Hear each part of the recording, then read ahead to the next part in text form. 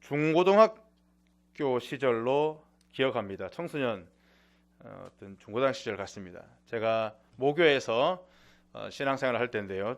청소년 시기에 그때 때마침 늘 제가 중고등학생 때인데 교회에 늘 부흥회가 사경회가 1년에 꼭 전반기 하반기 꼭 2번 이상은 있었습니다. 그래서 제가 그 강사 목사님을 통해서 부흥회를 참석하고 사경회를 참석할 때 들었던 예화가 아니라 성도의 삶, 신앙의 삶,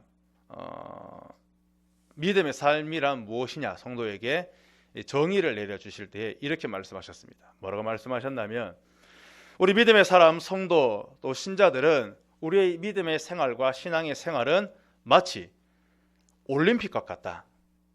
무슨 올림픽인가? 뭐 축구, 야구, 뭐 배구 이게 아니라 감사의 올림픽과 같은 삶을 살아간다 라고 말씀. 치열하게 이 세상의 삶을 살면서 감사의 삶을 어느 만큼 하나님 앞에 올려드리냐에 따라서 우리가 죽어 하나님 앞에 심판대에 섰을 때에 하나님이 우리에게 메달을 주시는데 동메달을 주시고 은메달을 주시고 금메달을 주신다는 겁니다. 그런 것처럼 감사에도 동메달 감사가 있고 은메달 감사가 있고 금메달 감사가 있다는 겁니다. 그러면 3등의 이 동메달 감사는 뭐냐? 이런 겁니다. 모든 것이 다 이루어지고 모든 것이 다 결과가 이미 나타났습니다.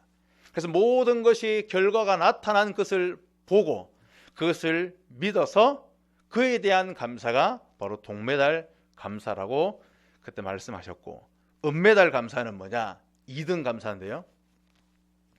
모든 일을 하나님 앞에 기도하며 또 하나님 앞에 나아갈 때에 일을 행하시는 그 여호와께서 모든 과정 속에 하나님께서 나타나시는 또 주시는 그 과정 중에 주시는 그 하나님의 은혜를 봤을 때에 그 과정 중에 감사하는 것이 은메달 감사라는 겁니다. 자, 그럼 여기서 퀴즈. 그러면 금메달 감사는 무슨 내용일까요? 자, 동메달은 이미 나타난 결과로 감사하는 것. 은메달은 모든 하나님의 그 사역 가운데에 하나님의 은혜 가운데에 과정 중에 나타나는 것들로 통하여서 감사. 그리고 마지막 금메달은 뭘까요? 아멘. 금메달 감사가 그렇다라는 겁니다. 이루어지게 될 그 하나님의 약속을 믿음으로 확신하며 감사. 즉 다시 말하면 쉽게 말하면 미리 감사한다는 거죠. 하나님이 그 약속 그걸 믿으면서 신뢰하면서 전적으로. 여러분 만약 하나님 앞에 가셨을 때에 여러분이 받으실 수 있는 메달은 이 감사의 올림픽에 신앙생활을 하는 오늘 저와 여러분은 과연 하나님께 금메달을 목에 걸 수 있으시겠습니까? 아니면 은메달? 아니면 동메달? 하나님 앞에 어떠한 메달을 받으실 것 같습니까? 고민하셔야 될 것 같습니다. 그리고 한 가지 더 말씀드리면 2016년 지금부터 한 7, 8년 전에 쇼미더머니라는 그 엠넷에서 하는 그 요즘에 이제 한참 뭐 트로트가 유행입니다만은 이 힙합 하는 친구들이 지금도 물론 쇼미더머니 뭐 시즌 7, 8 하고 있습니다만은 그 당시에 정말 획기적으로 그 가요계에 특히 힙합계에 큰 획을 그었던 한 명의 이 래퍼가 등장합니다. 그러면서 그 래퍼가 그 랩으로 자신의 노래를 하는데 그 콘서트장에서 그 대회에서 노래를 하는데 마치 이것은 가요를 부르는 것이 랩을 하는 것이 아니라 저는 느끼기에는 마치 설교를 하는 것처럼 느껴졌더랬습니다. 자, 그 한 래퍼가 물론 크리스천 래퍼인데요. 그 내용 중에 이런 가사가 있습니다. 셀카봉을 들고 있는 사람이 있다. 이것을 내가 믿는다? 그거는 결코 믿음이 아니다. 그것은 그냥 아는 것이다. 왜? 셀카봉을 들고 있다는 것 자체 그게 사실이기 때문에 그것은 믿는 것이 아니라 그 사실을 아는 것이다. 그러나 믿음은 안 보이는 것을 진짜 내가 보는 것이다. 그게 진짜 믿음이다 라고 그래서 가수가 자기 랩할 때 그 가사를 써서 이야기합니다. 그러면서 요한복음 3장 16절을 무조건 이야기합니다. 그 가사에. 그리고 여러 가지 모든 그 앨범에 보면은 이 래퍼의 가사에는 성경 말씀이 안 들어가는 가사가 없습니다. 여러분 나중에 시간이 되시면 BY라는 래퍼가 있습니다. 크리스천 래퍼입니다. 들을만 합니다. 때로는 은혜가 있습니다. 그리고 막 다른 거는 막 말이 뭐 빨라서 못 알아먹는데 정확하게 우리의 귀에 꽂혀지는 그 랩 가사가 있습니다. 바로 성경 말씀입니다. 다른 건 다 안 되는데 그거는 정말 쏜살같이 귀에 팍팍팍 꽂힙니다. 여러분 살아가는 삶에도 아시는 것처럼 삶에도 수준이 있습니다. 삶에도 수준이 있다면 우리가 하는 그 신앙에도 분명한 수준이라는 것이 저는 있다고 확신합니다. 그리고 그 믿음, 신앙뿐만 아니라 감사를 하는 데 있어서도 저는 분명히 수준이 있는 감사와 수준이 없는 감사, 즉 고차원적인 감사와 저질적인 감사가 있다고 저는 확신합니다. 그래서 감사하는 삶을 살면 그 사람의 삶은 분명히 그 수준이 높아집니다.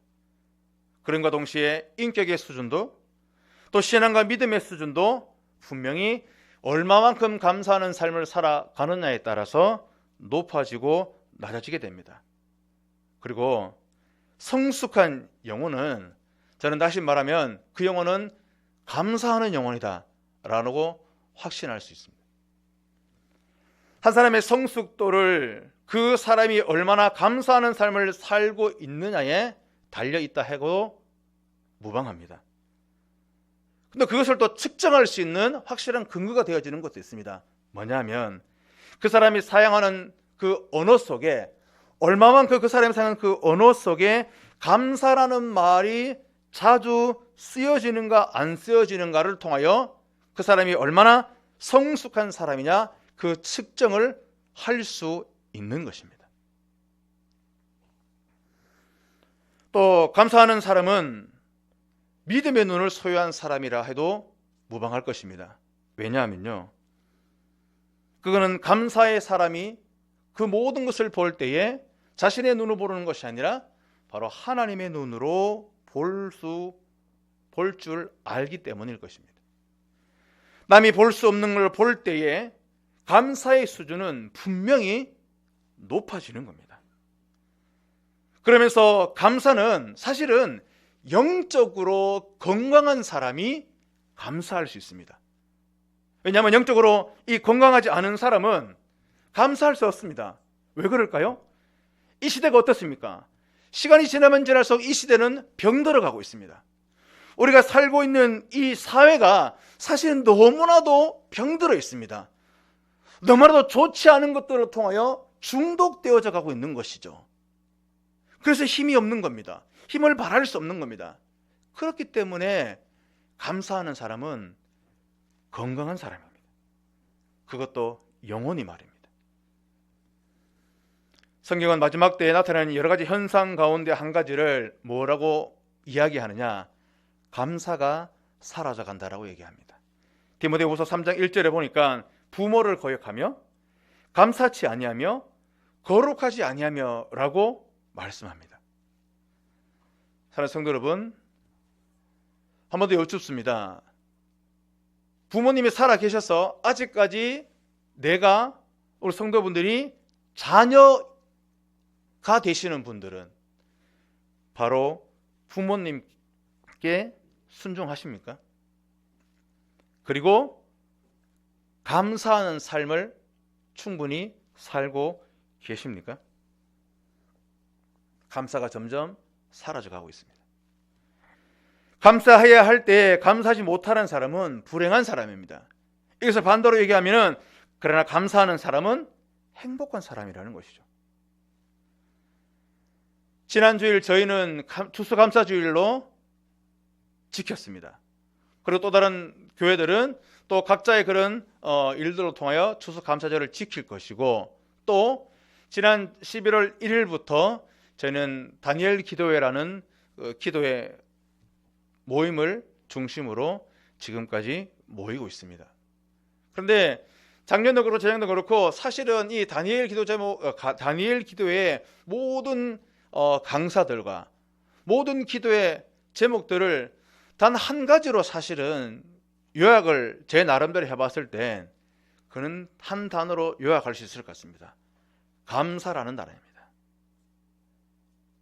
섬기는 모든 스태프들, 또 섬기는 모든 강사들, 찬양단들, 찬양팀들, 또 기도의 모든 제목들을 볼 때에 그 모든 것들로 통하여 얼마만큼 감사를 해내느냐, 우리의 그 수준이, 감사를 해내는 수준이 얼마만큼 그 수준을 이끌어낼 수 있냐, 저는 거기에 모든 것이 결론 지어줄 수 있다라고 제 나름의 결론을 내리고 있습니다.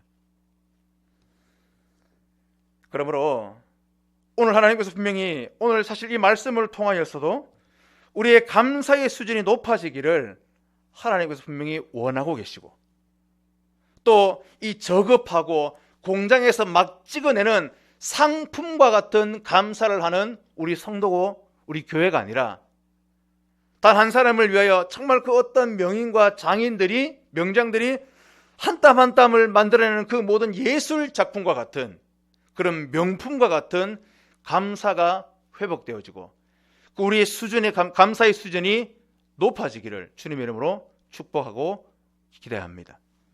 하나님, 자, 그런 가운데 오늘 본문을 보시면 우리 너무 잘 알고 있는 말씀입니다. 요단강을 건너 이 약속의 땅, 이 가나안 땅으로 들어가기 전에 하나님께서 세우신 지도자 모세가 이스라엘 백성들을 향하여 불러 모아서 하는 설교입니다. 하나님께서 어떻게 이스라엘 백성들을 인도해 내셨으며 은혜를 베풀어 주셨는지에 대해서 말씀하고 있는 겁니다. 어려운 상황 속에서라도 하나님의 은혜를 잃어버리지 말고, 정말 이 풍요로운 생활 속에서라도 하나님의 은혜를 잃어버리지 말고라는 겁니다. 힘이 들 때나 어려울 때나, 아니 풍성하며 풍요할 속에서라도 하나님의 은혜를 잃어버리지 말고 여호와 하나님을 섬길 것을 오늘 모세가 이야기하고 있는 겁니다. 그래서 오늘 이 말씀을 통해서 감사를 고백하는 우리의 수준이 높아지고 우리의 심령 속에 넘치기를 주님의 이름으로 소원합니다. 자, 그렇다면 정말 이 감사의 수준을 높이기 위해서 또 우리는 어떤 수준 있는 그런 감사를 해야 되느냐, 바로 구원의 은혜를 오늘 감사하라라고 오늘 모세는 이스라엘 백성들에게 이야기하고 있습니다. 14절에 보시면 네 마음이 교만하여 내 하나님 여호와를 잊어버릴까 하노라 여호와는 너를 애굽 땅 종되었던 집에서 이끌어내시고 라는 겁니다. 이스라엘 백성들은 애굽에서 400년간 종살이했습니다. 하나님은 그들을 불쌍히 여기셨고요, 그런 가운데 하나님의 사람 모세를 통하여 세우셔서 그들을 애굽 땅 종되었던 곳에서 바로 이끌어내셨습니다. 또한 하나님은 그들에게 축복의 땅, 그리고 젖과 꿀이 흐르는 믿음의 그 땅, 그 기업을 주셨습니다. 사랑하는 성도 여러분, 하나님의 백성들에게, 하나님의 사람들에게 있어서 가장 근본적이고도 수준 높은 감사는 바로 구원의 은혜입니다. 왜냐하면 이 구원의 은혜는 우리의 그 어떤 힘으로나 어떠한 그런 노력으로나 그 어떤 재력으로나 어떤 그런 권력으로나 이 구원의 은혜는 그 어떤 것도 어느 것으로도 바로 받아낼 수 없고 얻을 수 없고 이뤄낼 수 없는 것이 바로 구원의 은혜입니다. 에베소서 2장 8절에 보면 너희가 그 은혜를 인하여 믿음으로 말미암아 구원을 얻었나니 이것이 너에게 난 것이 아니요 뭐라고요? 하나님의 선물이라는 겁니다. 구원은 값없이 주신 하나님의 선물입니다. 그러나 정확히 얘기하면은 늘 목사님 말씀하시지만 값이 우리가 값을 치르지 않았을 뿐이지 이미 그 무엇과도 바꿀 수 없는, 그 무엇과도 비교할 수 없는 이미 값은 지불되어진 겁니다. 대행되어진 거예요. 누구를 통하여? 아버지 하나님께서 아들 예수 그리스도를 죽이심으로 이미 대가 지불을 되어진 거예요. 우리가 지불 안 했을 뿐이지. 그래서 자꾸 이게 값없이 주는 은혜다 은혜니까 그냥 자꾸 하찮은 걸 얘기하는데 아닙니다. 내가 하찮은 거지 이 은혜가 하찮은 게 아닙니다. 하여튼 이 하나님의 선물입니다. 구원받기 전에 우리는 모두 다 죄의 종들입니다. 그래서 우리는 사탄 마귀의 권세에 얽매여서 짓눌려서 육체의 욕심을 따라 살아왔습니다. 어쩌면 지금도 살아갈 수도 있습니다. 그런 우리를 하나님께서 그의 아들 예수 그리스도, 하나밖에 없는 아들 예수 그리스도를 보내셨고, 바로 그분을 십자가에 죽이심으로 그 십자가의 은혜, 제가 말씀드렸죠. 십자가의 그 죽으심이 있었다는 겁니다. 희생이 있었어요. 대가가 지불되어졌습니다. 그러나 그것을 우리는 은혜라고 얘기하죠. 그 십자가의 은혜로 말미암아 죄에서 건져냄을 받은 새로운 인간, 새로운 존재가 되어진 것입니다. 사랑하는 성도 여러분, 구원은 단순한 인격의 무언가 개선이 아닙니다. 예수 그리스도 안에서 새로운 피조물이 되는 것입니다. 그게 바로 구원입니다. 내가 누군가인가를 정말 알게 되어질 때에, 내 존재의 그런 원래 내가 어떠한 존재인지를 알게 되어질 때에, 그때 비로소 감사의 시작이요 감사가 넘칠 수 있게 되어집니다. 이 얼마나 놀라운 은혜입니까? 이 얼마나 놀라운 축복입니까? 이 은혜에 대한 감사와 감격이 우리 이 심령 속에 넘칠 때에, 그럴 때에 비로소 감사가 계속되어질 수 있는 겁니다. 감사할 줄 아는 사람은, 다시 말하면 이 구원의 은혜를 맛본 사람이고, 감사할 줄 아는 사람은 계속해서 정말 이 구원의 맛을 보고 있는 사람입니다. 고로 구원과 이 감사라는 것은 이 같은 맥락에서 보아야 되지, 이것을 따로 분리한다? 그건 있을 수가 없는 겁니다. 이스라엘 백성들은 처음 이 출애굽에서는 하나님이 구속의 은혜가, 이끌어내의 은혜가 넘쳤던 자들입니다. 그러나 그것이 시간이 지날수록 그 구원에 대한 감사가 사라지게 되어집니다. 또 절정에 이르는 것은 이 가나안 땅에 들어가서 농사가 잘 되고 이들의 살림살이가 조금씩 더 늘어나고 많아지니까 그것이 다 자기들이 잘해서 잘된 것으로 착각합니다. 그래서 이런 착각이 되어질까 봐 오늘 하나님께서 모세를 통하여 바로 네 마음에 교만하여 네 하나님 여호와를 잊어버릴까 하노라 라고 오늘 하나님께서 모세를 통하여 말씀하고 계시는 거예요. 걱정하고 염려하고 계십니다. 그리고 나서 뭐라고 말씀하십니까?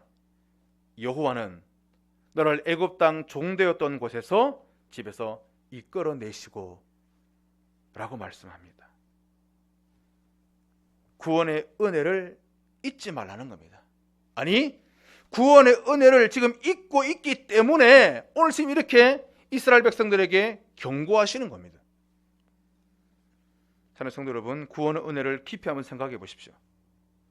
이 구원의 은혜를 깊이 생각할 때에 사실은 다른 문제들은 쉽게 풀려집니다. 내게 주어진 것이 하나님의 은혜로 주어졌다는 것을 인식하게 되어질 때에 우리는 감사할 수 있습니다. 그리고 그 감사가 믿음의 성도들을 행복하게 합니다. 감사하면 누가 제일 생각나십니까? 저는 하박국 선지자가 사실 제일 많이 생각이 납니다. 그는 조국을 멸망하는 것을 보게 되어졌고요. 그러면서 하나님 앞에 나아갑니다. 예루살렘은 파괴될 것이고 모든 백성은 포로로 잡히게 될 것이라고 그것을 보면서 부르짖었습니다. 그러나 하나님 어떻습니까? 침묵하십니다. 그 불의한 현실 앞에서 하박국 선지자 하나님 앞에 항의하기도 했습니다. 그런 가운데 성전에서 언약의 신실하신 하나님을 만나게 되어지고 또 그 구원 하나님을 찬양하게 되어질 때에 우리가 잘 알고 있는 말씀, 하박국 3장 8절에 나는 여호와를 인하여 즐거워하며 나의 구원의 하나님을 인하여 기뻐하리로다 라고 주님을 찬양한, 하박국 선지자가 처해 있는 그 환경과 배경이 바뀌어졌습니까? 아닙니다. 여전히 어려움 속에 있고 여전히 환난 속에 처해 있습니다. 그러나 그럼에도 불구하고 그 어려운 현실 속에서라도 하나님으로, 그 구원의 하나님을 인하여서 찬양을 드리게 되는 것입니다. 구원의 기쁨은 이 세상의 것으로 얻을 수 있는 것이 아닙니다. 하나님께서 우리 마음에 채워주셔야지, 하나님이 허락해 주셔야지 그 구원의 기쁨과 감격을 우리가 누리고 맛볼 수 있는 겁니다. 이 세상의 모든 것을 잃어버린다고 해도 구원의 기쁨을 되찾는 것이, 그것이야말로 가장 큰 축복이요 은혜라는 사실을 깨달아내시기를 주님의 이름으로 부탁드립니다. 그래서 우리는 주 여호와는 나의 힘이요 라고 그렇게 고백할 수 있는 겁니다. 이런 고백은 사실은 다른 무엇이 아니라 주 여호와는 나의 힘이시오, 나의 반석이시오, 방패이시다 라고 고백할 수 있는 이 근거는 사실은 감사에서부터 시작되는 겁니다. 주께서 베푸신 구원의 은혜에 깊이 감사할 때에 우리는 그때 비로소 하나님이 주시는 능력을 체험하게 되는 줄 깨달아내시기를 주님의 이름으로 부탁합니다.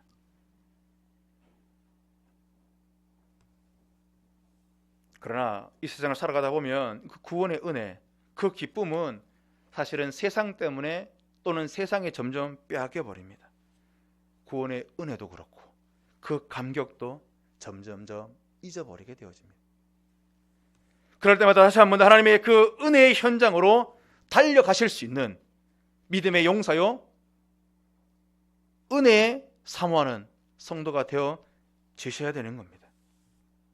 예수님이 십자가에 못 박히자 주님을 따랐던 제자들에게 부활의 주님이 나타나셔서 다시 한번 그들의 첫사랑을 회복시키시고 새로운 사명을 그들에게 주시지 않았습니까? 사랑하는 성도 여러분, 이제 2022년도 불과 얼마 남지 않았습니다. 그런 가운데 우리 믿음의 자세, 우리 신앙의 자세는 어떠해야겠습니까?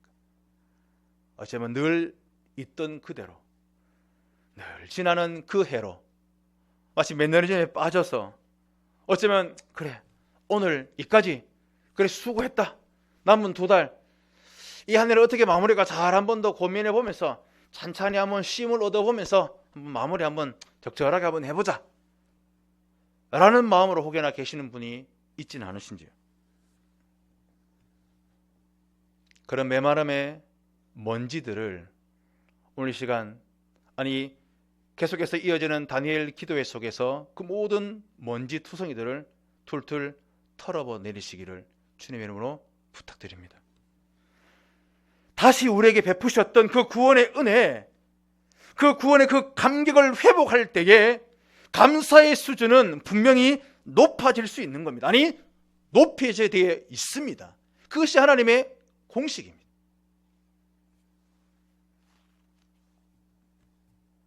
또 우리가 또 누려야 되고 감사해야 될 그 감사는 첫 번째는 구원의 은혜이지만 두 번째는 뭐냐?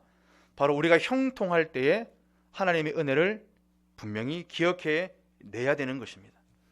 오늘 본문 12절 14절을 보십시오. 인간은 본능적으로 사실은 배가 부르면 하나님을 찾지 않습니다. 그러나 우리가 힘들고 어려우면 저절로 하나님 앞에 나와 엎드리며 정말 처절하게 눈물 흘리며 주님의 이름을 부릅니다.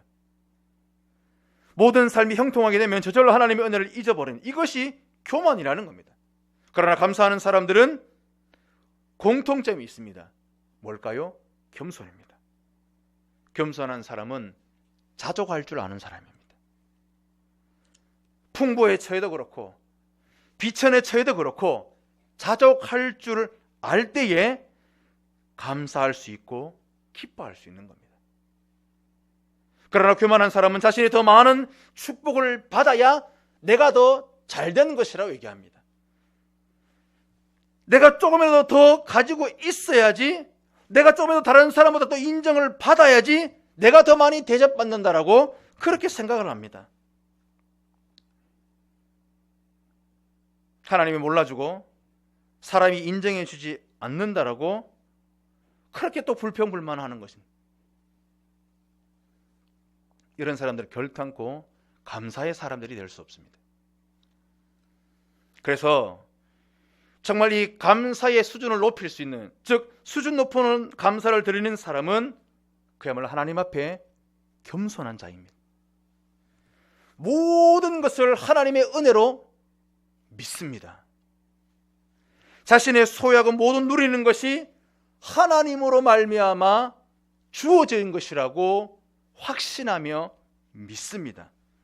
그리고 모든 것을 주시는 하나님을 철저하게, 세밀하게, 세세하게 그 하나님을 인정해냅니다. 자신이 열심을 내어 헌신한 것도 하나님의 은혜라는 사실을 인정합니다.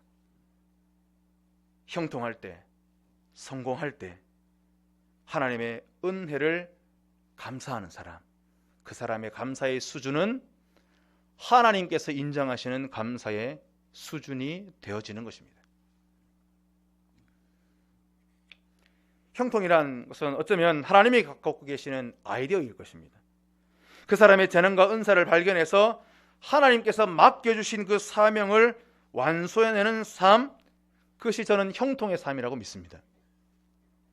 진정한 믿음, 신앙은 잘 되고 문제없고 모든 것이 형통할 때에 하나님을 찾는 것입니다. 사랑하는 성도 여러분, 오늘 하나님께서 모세를 통하여 이스라엘 백성들에게 너희가 지금 배부르고 아름다운 집을 짓고 재산이 증축되어지고 소유가 늘어날 때, 그럴 때 너희 마음이 교만해져서 나 여호와 너희를 애굽에서 종됐던 데 이끌어낸 그 여호와 하나님의 그 은혜를 잊지 말라라고 말씀하십니다. 뒤집어 보면 형통하고 잘 될 때 어떻게 해요? 하나님의 은혜를 잊지 말고 감사하라는 명령이십니다. 이 형통이라는 것은 그냥 잠깐 한 번, 또 한 번, 뭐 두 번 이렇게 반짝반짝 이런 게 그것이 형통이 아닙니다. 그걸 자꾸 착각하는 분이 계세요. 형통은 주님 앞에 서는 그날까지 끝까지 쭉 가는 것이 형통입니다. 그게 진짜 형통입니다. 그러나 우리 형통할 때는 안타깝게도 하나님의 은혜를 잊어버리는 것이죠.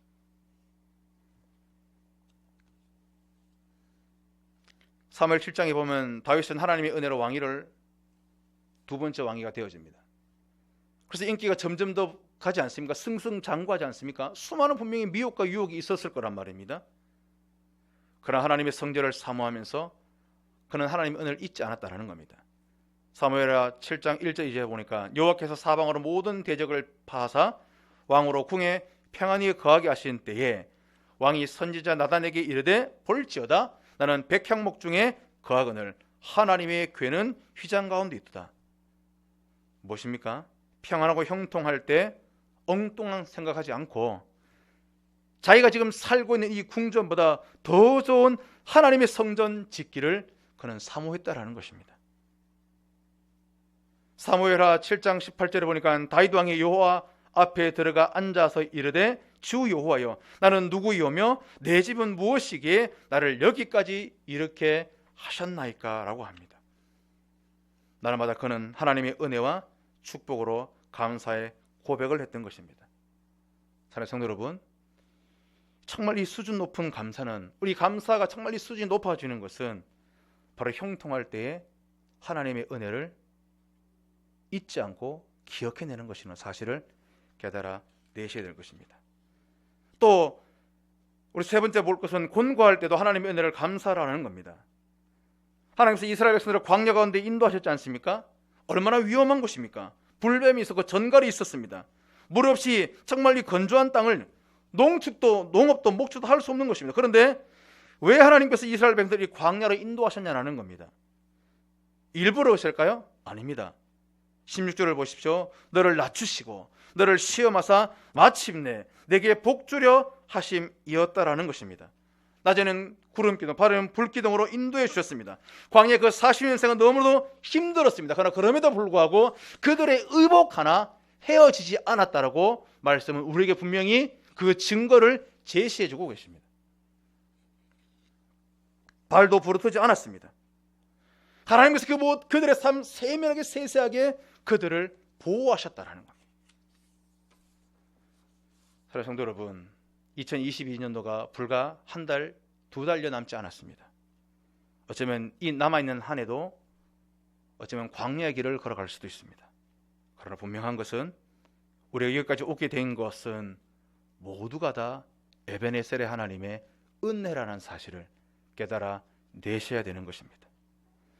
16절 마침내 내게 복을 주려 하심이었느니라.